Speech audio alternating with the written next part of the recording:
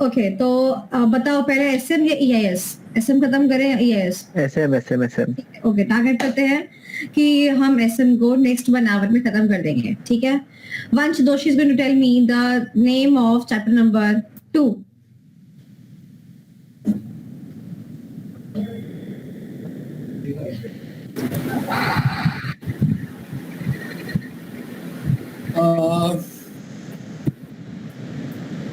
एक second, strategic management and control, strategic management and नहीं, गलत। डी से ड्राइविंग और डी से chapter dynamics of strategic management. Dynamics तो है ना मैम, करेक्ट है ना? पीएससीएस याद है? नहीं वो तो कंपनी सक्सेसफुल था। चल अभी देख के बता सही जवाब क्या है। Dynamics of competitive strategy. चलो okay, so basically in this chapter we are going to read more about the competition, right? इसीलिए इस चैप्टर का नाम है डायनेमिक्स ऑफ कॉम्पिटिटिव स्ट्रेटजी। चलिए, तो चैप्टर नंबर 2 के अंदर आपको याद होगा मैंने एक फ्लो चार्ट बनवाया था, लाइक उसको 5 पार्ट में डिवाइड किया था। आई होप कि आपने पार्ट नंबर 5 जो है वो कर लिया होगा, ग्लोबलाइजेशन कर लिया है। सबके चेहरे देखो। नहीं मैम, बोल दी था मैम। क्लास रखा करो, एक दिन मोटिवेशनल क्लास रखा करो। है ना? पेंडिंग कर दिया तुम लोगों ने बात के लिए, सच्ची बताओ, है ना? ठीक है, पेंडिंग कर लो, बट मेरे से एक प्रॉमिस करो, जितना भी पेंडिंग टास्क है वो संडे तक निपटा दोगे। प्रॉमिस करो, पिंकी प्रॉमिस। हाँ, ये पिंकी प्रॉमिस नहीं होता है। तुम्हारे पिंकी फिंगर ये वाली होती है। हाँ, वाह, ठीक है। सो आज जितना पेंडिंग है संडे तक निपटाओ, एंड मैं चाहती हूँ कि संडे तक आप अपना ईएचएनएसएम खत्म कर दें, ठीक है? तो बताएंगे चैप्टर नंबर 2 को 5 पार्ट में डिवाइड किया था। सबसे आखिरी वाला पार्ट था ग्लोबलाइजेशन को लेके, है ना? तो वो मैंने आपसे कहा था आपको खुद करना है। हेल्प के लिए आप मेरे यूट्यूब चैनल पर विजिट कर सकते हो, ग्लोबलाइजेशन को देख सकते हो, यही कहा था मैंने आपसे। उसके बाद मैंने आपको बताया था कि चैप्टर नंबर 2 के अंदर पार्ट नंबर जो 4 है, that is in relation to स्वॉट एंड टॉस। याद है सबको? स्वॉट एंड टॉस। स्वॉट एंड टॉस में से स्वॉट मैंने आपको खुद करने को दिया था और टॉस मैंने आपको कराया था। कौन मुझे बताएगा कि टॉस किसने दिया था? टॉस देने वाले इंसान का नाम बताओ। Hens Vendit. ओके, चलिए। उसके बाद हमारा थर्ड सेक्शन था मॉडल्स। हमने 4 मॉडल्स करने हैं, उसमें से हम कितने कर चुके हैं वंश? 2 में। हाँ, शिवम कौन से कर चुके हैं? Anov matrix. कौन सा मैट्रिक्स? टाइगर श्रॉफ? नहीं, आइगर श्रॉफ ने दी थी जो एडीएल मैट्रिक्स। आइगर श्रॉफ क्यों? एन क्यों खा गया? आइगोर एंसॉफ। आइगोर एंसॉफ। हाँ, सौंफ खाते हैं ना खाना खाने के बाद, है ना? और सौफ क्या क्या लगा दे? एन। ए और एन लगता है ना, तो क्या लगा दे? एन। क्या बन गया? एनसॉफ। हाँ, तो एक तो एनसॉफ पढ़ा था। एनसॉफ के मैट्रिक्स का पूरा नाम बता।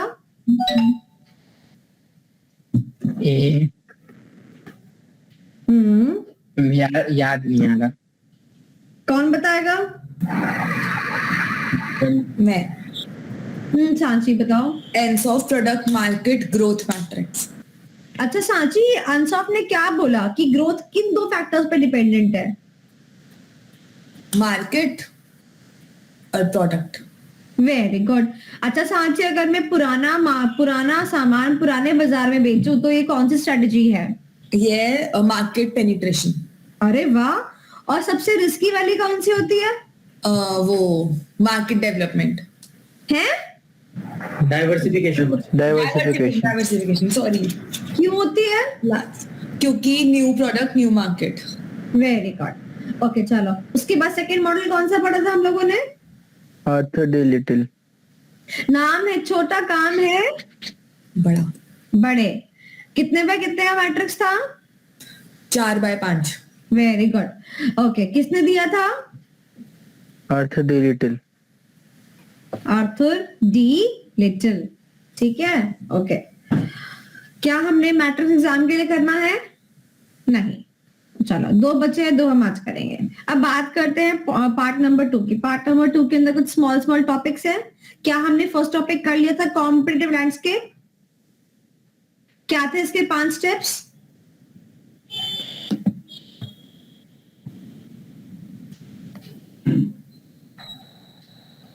रिवाइज करो फटाफट।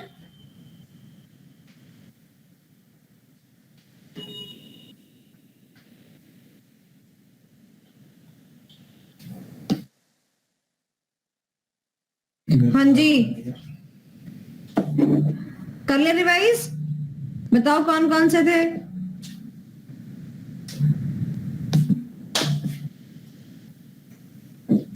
सबसे पहला, आइडेंटिफाई कॉम्पिटिटर, दूसरा, अंडरस्टैंड, तीसरा, Determine स्ट्रेंथ और वीकनेस पता करना, वेरी गुड, और लास्ट में put it all together. Very सबको इकट्ठा करना। इकट्ठा करके बिरयानी बना दो। चलो next is about the core competence. मैंने आपको बताया था टॉपिक एग्जाम में आ चुका है, इंपॉर्टेंट नहीं है तो मैं इसको नहीं कराने वाली। तो next topic would be our value chain, जो कि हमें करना है। And the last one would be competitive advantage. This topic is dependent थोड़ा बहुत in relation to the core competency, okay. And एक और टॉपिक है, जिस methods of the industry analysis. तो चलिए फिर शुरू करते हैं आज का session with respect to strategic management. मुझे ऐसा दिखता है कि हम क्यों ना जो हमारा पार्ट नंबर बी है उसके तो स्मॉल टॉपिक्स है उसको खत्म कर देते हैं, ठीक है। चलो सबसे पहले हम शुरू करेंगे आपका टॉपिक वैल्यू चेन एनालिसिस, ठीक है। अच्छा एक बात बताओ, पूरे एसएम के अंदर ऐसी कौन सा नाम है, ऐसा कौन से इंसान का नाम है जो कि आपको दिखने को मिल ही रहा है, सुनने को मिल ही रहा है? Michael porter. Very good. तो आपको पता है वैल्यू चेन किसने दिया है, कॉन्सेप्ट किसने दिया? माइकल पोर्टर ने। किसने दिया? किसने दिया साची? Michael Porter. Very good.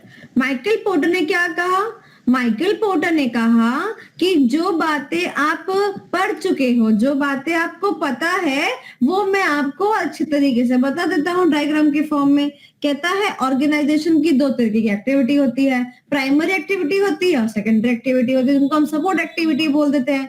Primary वाली प्राइमरी नेचर होती है, सपोर्टिंग वाली इसको सपोर्ट करती है। बोलो हाँ कि ना? सिंपल है ना कितना, ठीक है। अब उसने क्या किया, बता दी कि प्राइमरी कौन कौन सी होती है और फिर उसने बता दी कि सेकेंडरी कौन कौन सी होती है। हमने कहा ठीक है भैया, 5 प्राइमरी है और 4 सपोर्टिंग है। क्या इतनी बात समझ आई? अब देखो इस डायग्राम में सारी की सारी एक्टिविटी उसने यहाँ पर दिखा दी यहाँ पर। Just a second.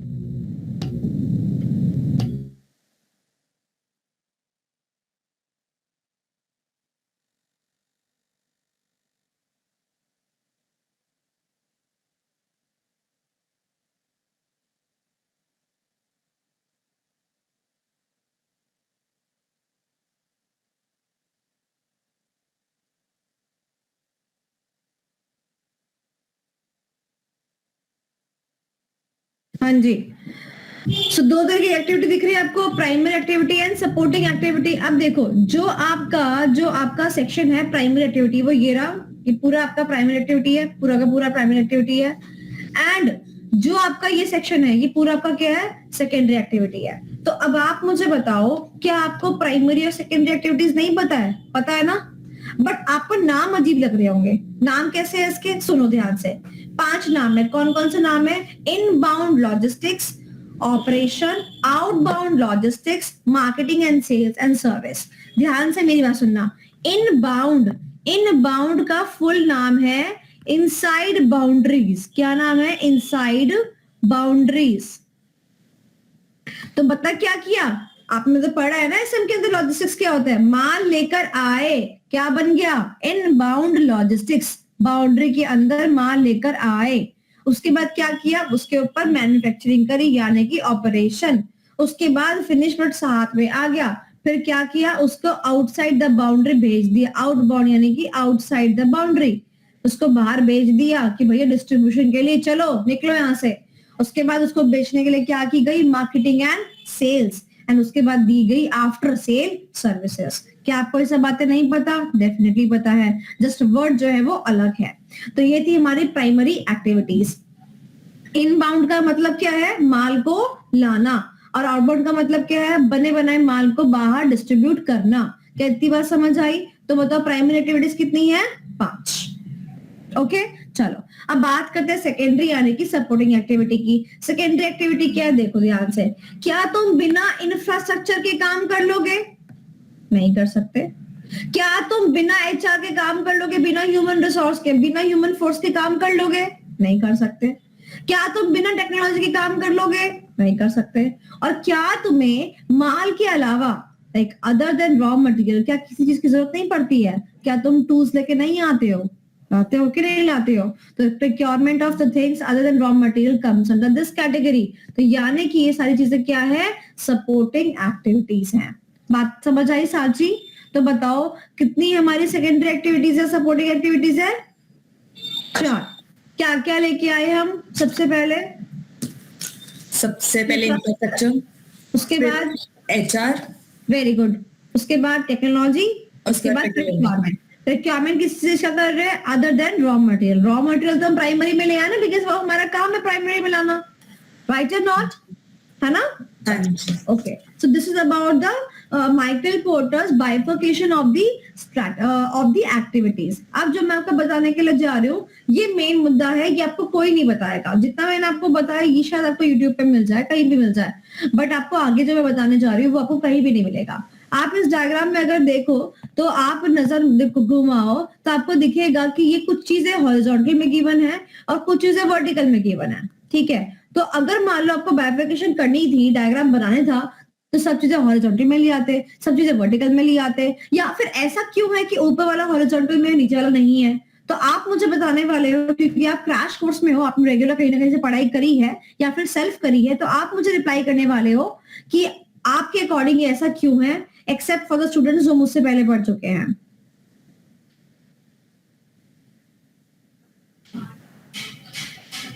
बताइए।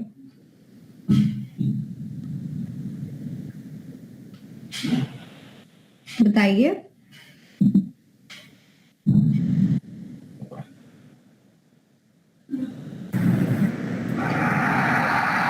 मैम मुझे शायद ये दिखाना चाहते हैं कि प्राइमरी एक्टिविटीज जितनी भी हैं सभी एक्टिविटीज को कॉमनली और इक्वली सपोर्टिंग एक्टिविटीज की जरूरत पड़ती है। डेफिनेटली दिखाना चाहते हैं। जितने आइडिया नहीं, तुम जो कह रहे हो सही है, मैं कह रही हूँ डेफिनेटली। मैम क्वेश्चन क्या था? क्वेश्चन ये है कि ऊपर वाले हॉरिजॉन्टल क्यों है, नीचे वाले वर्टिकल क्यों है? मैम क्योंकि ये सारे प्रोसेस में होते हैं, पहले इनबाउंड से पहले अरे भैया क्या कहा था? एग्जाम्पशन क्राइटेरिया में फॉलो करते तुम? तुमसे मना किया, जिससे मुझे जो मुझसे पढ़ चुका है वो नहीं बताएगा। हाँ, चलो नहीं आया समझ में? अब देखो, अगर मान लो मैं इसको ऐसा ना करके इसको ऐसे ऐसे कर दूं, ठीक है, और यहाँ पे लिखूं फॉर्म्स इंफ्रास्ट्रक्चर, मैं इसको यहाँ बनाती हूँ साइड में,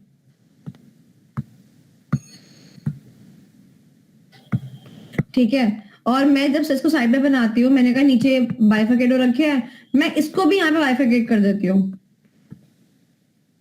तो तुमको लगता कि अगर ये इंफ्रास्ट्रक्चर है, अगर ये ह्यूमन रिसोर्स है, अगर टेक्नोलॉजी है, प्रोक्योरमेंट है, तो ये इंफ्रास्ट्रक्चर सिर्फ और सिर्फ इनबाउंड लॉजिस्टिक्स के लिए है और थोड़ा सा एचआर इनबाउंड के लिए चाहिए, यानी कि ऑपरेशन के लिए एचआर चाहिए टोटली, और टेक्नोलॉजी तो चाहिए ही नहीं, क्योंकि टेक्नोलॉजी के जस्ट नीचे क्या आ रहा है? टेक्नोलॉजी नीचे आ रहा है आउटबाउंड ऑपरेशन। तो यानी कि हमें तो ये दर्शाना है ना कि हर एक एक्टिविटी, हर एक सेकेंडरी एक्टिविटी, हर एक प्राइमरी एक्टिविटी के लिए यूजफुल है।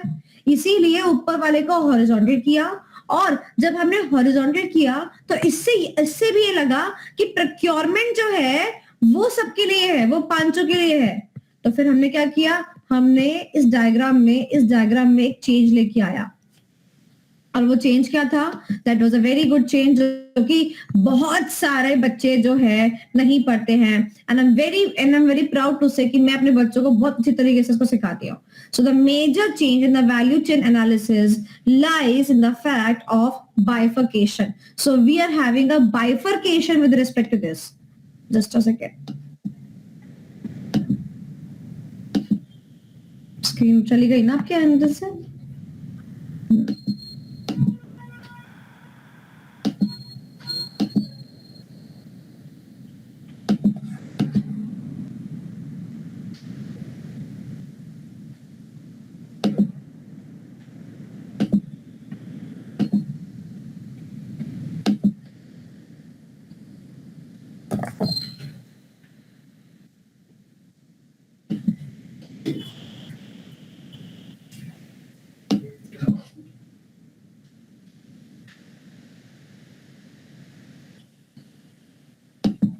हटाओ उसको।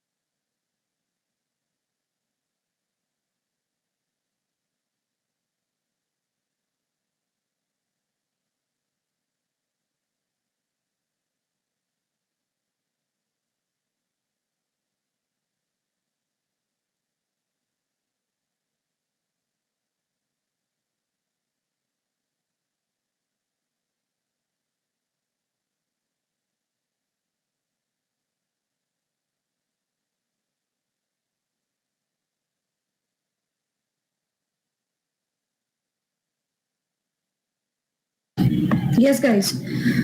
So now you can see the diagram. You can just notice in the diagram कि यहाँ पर एक बहुत ही अच्छी चीज करी एग्जामिनर ने, बहुत ही अच्छी चीज करी। मैं मतलब इस बात को दिखाना चाहती हूँ। आप देखो इस डायग्राम के अंदर, क्या आपको यहाँ पे कुछ फाइन लाइंस नजर आ रही है?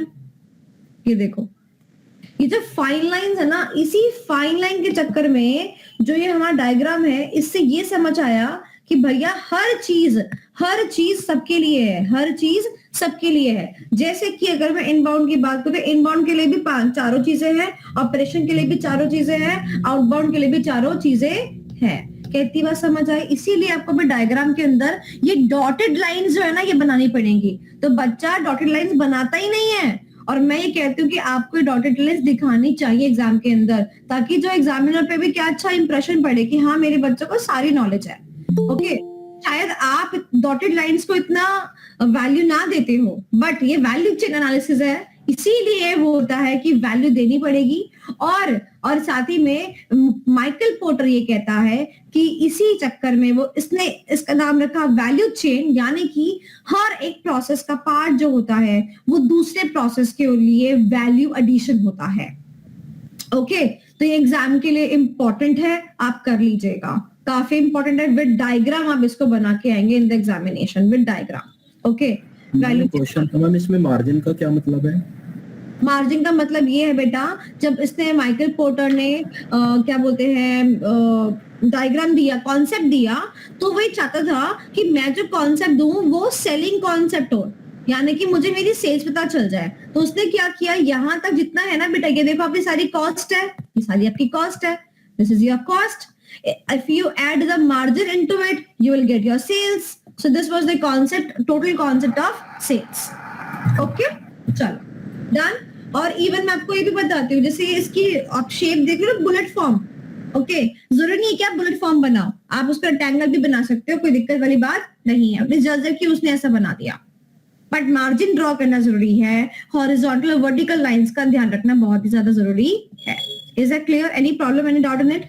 आई होप कि आप एग्जाम में अच्छे से करके आओगे। और मैं आपको बोल रही हूँ, प्राइमरी एक्टिविटी, सपोर्ट एक्टिविटी अच्छे से लिख के आना, मैंने अपनी कॉपी में देके रखा हुआ है। और आप भी जो है एग्जाम में ऐसे ही कंटेंट लिख के दें। Okay, the next is competitive advantage. Competitive advantage याद होगा आपको, जब हमने अपनी शुरुआत करी थी एसएम की, तो मैंने कहा था what is the objective of strategic management, और दो ऑब्जेक्टिव थे, and the first objective was CA which is competitive advantage. आज वो दिन आ गया कि हम पढ़े कॉम्पिटिटिव एडवांटेज क्या है। तो once can you do the honors, kindly read the very first line and mark this line very important for MCQ as well as for subjective के लिए पूरा टॉपिक इंपॉर्टेंट है, ये पेज इंपॉर्टेंट है, और MCQ के लिए वो आपको डेफिनेशन दे सकता है और पूछ सकता है कि डेफिनेशन किसकी है. Yes. An organization is said to have competitive advantage if its profitability is higher than the average profitability for all companies in its industry. यानी कि अगर मैं एक शूज इंडस्ट्री में हूँ और ये जो सारे लोग हैं, ये सारे लोग शूज बनाते हैं, कोई छोटा प्लेयर है, कोई बहुत बड़ा प्लेयर है, ये सब शूज बनाते हैं, और मैं कौन हूँ? अगर मैं इतना कमाती हूँ, अगर मान लो मैं इतना कमाती हूँ जो कि इस इंडस्ट्री का एवरेज प्रॉफिट है, वो उससे ज्यादा कमाती हूँ, दैट मीन्स मेरे पास क्या है? पक्का एक कॉम्पिटिटिव एडवांटेज है. अगर मैं बोलूं कि नॉर्मली अगर आप शूज इंडस्ट्री में होते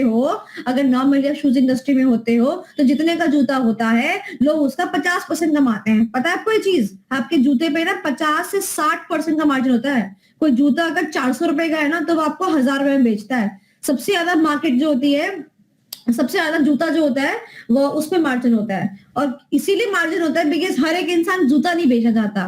कपड़ा बेच लेगा बट जूता बेचने में शंका करेगा, तो जूते में सबसे ज्यादा बेनिफिट होता है.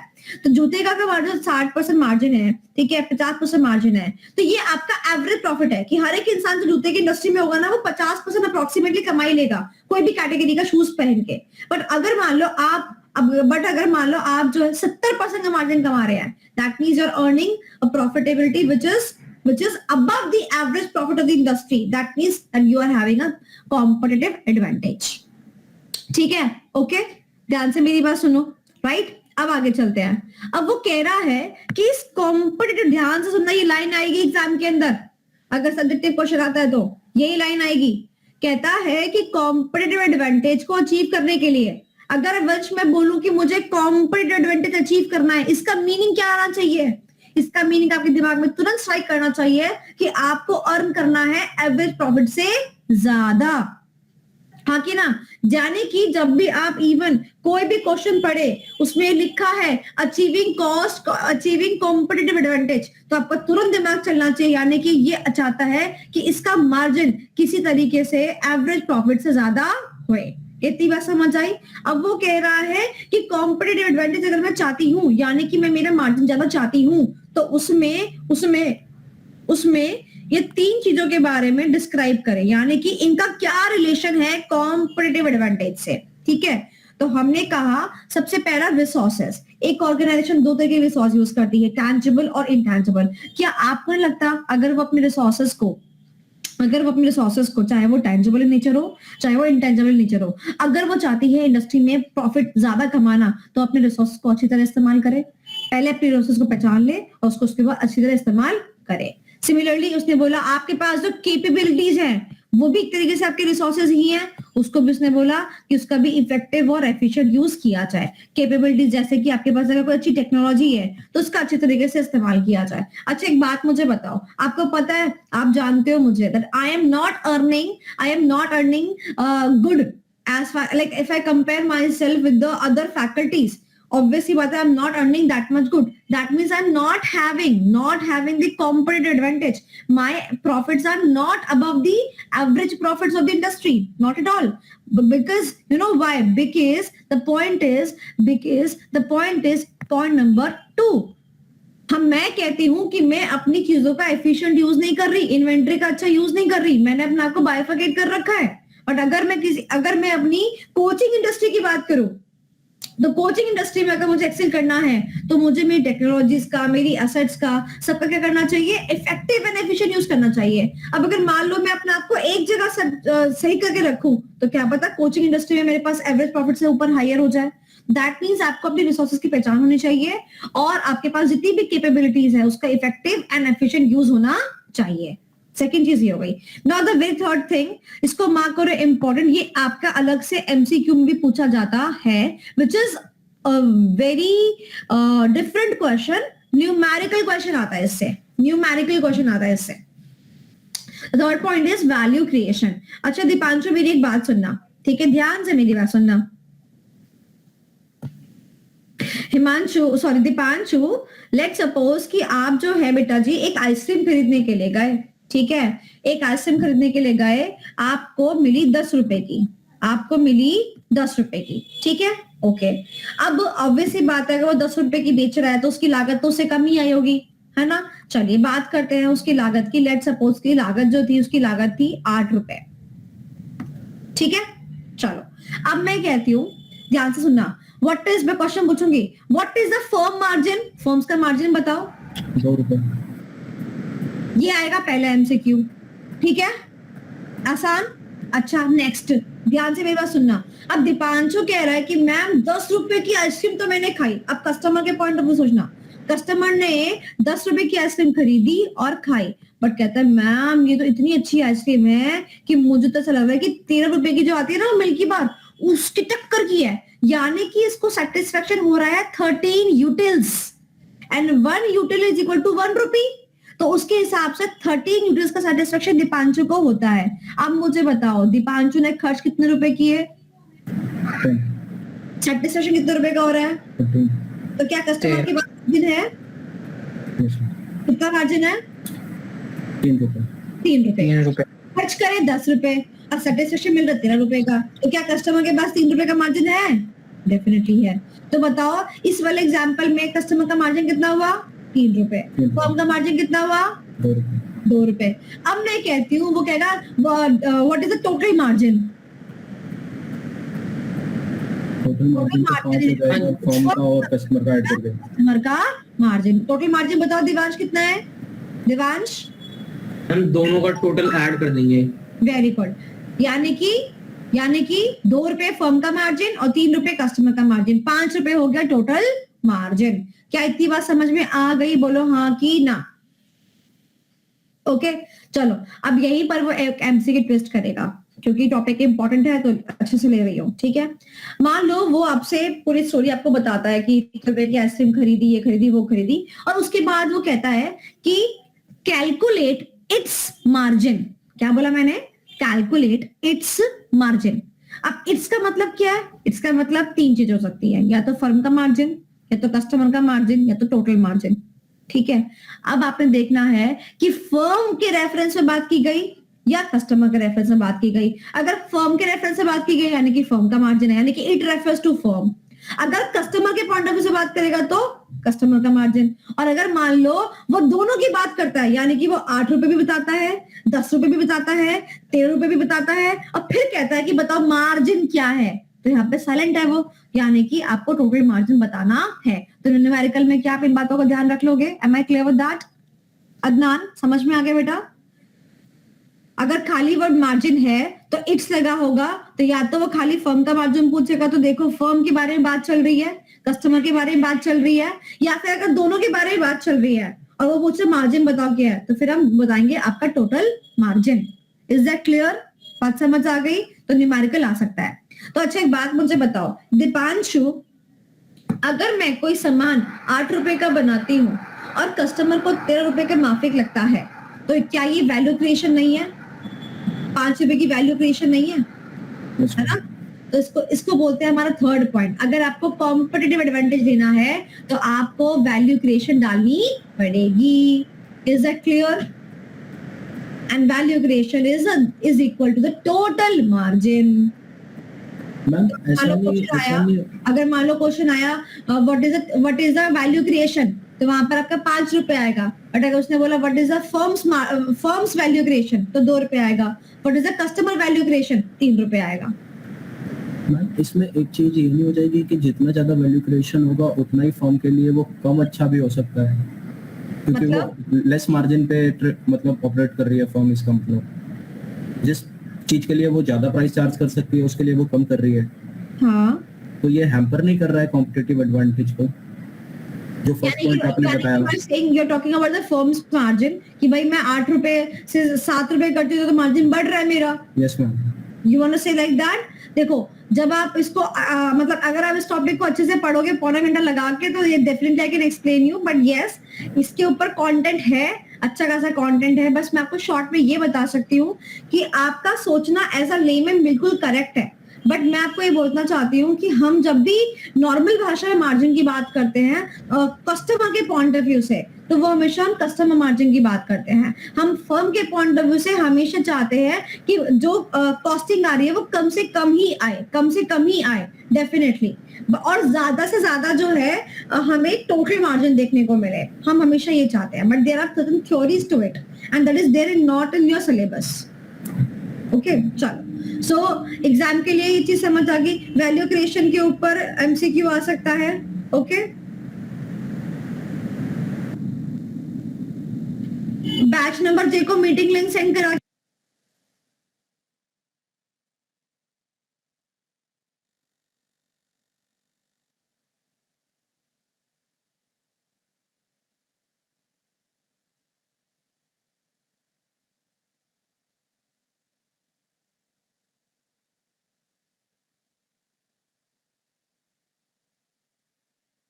हाँ जी, क्लियर हो गया।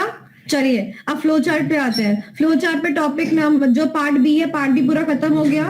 ठीक है, अब मॉडल्स पे आते हैं। हमारे पास में 2 मॉडल्स लेफ्ट है, तो फिर पार्ट नंबर 3 भी खत्म हो जाएगा। ओके,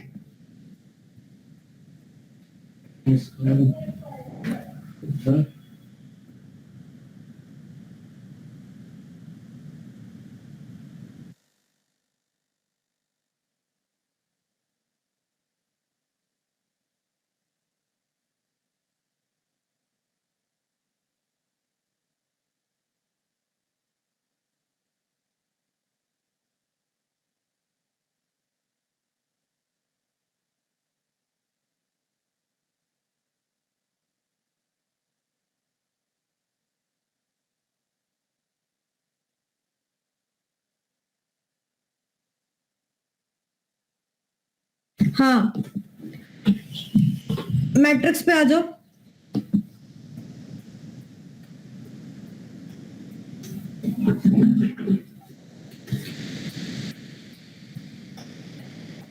मैट्रिक्स पे आने से पहले एक कंटेंट है, टॉपिक है प्रोडक्ट लाइफ साइकिल। क्या आपको ये पता है? बहुत ही टुच्चा सा टॉपिक है, पीएलसी। 4 स्टेजेस है इसकी, पता है कि नहीं पता है? हाँ, क्रैश कोर्स में आए तुम, रेगुलर कोर्स में आए हो। मुझे लगा तुम्हारा मन नहीं है कि आज बैच ओवर हो जाए, है ना? है ना? तो मन नहीं है ना बेटा, मैं अफोर्ड नहीं कर सकती। चलो 2 मिनट दे रही हूँ फटाफट। अच्छा, रीड करो जल्दी से, 2 मिनट दे रही हूँ, रीड करो फटाफट। चलो, ये टॉपिक आपको समझना पड़ेगा ताकि आपको वो जो 2 मैट्रिक्स है ना वो समझ में आ जाए।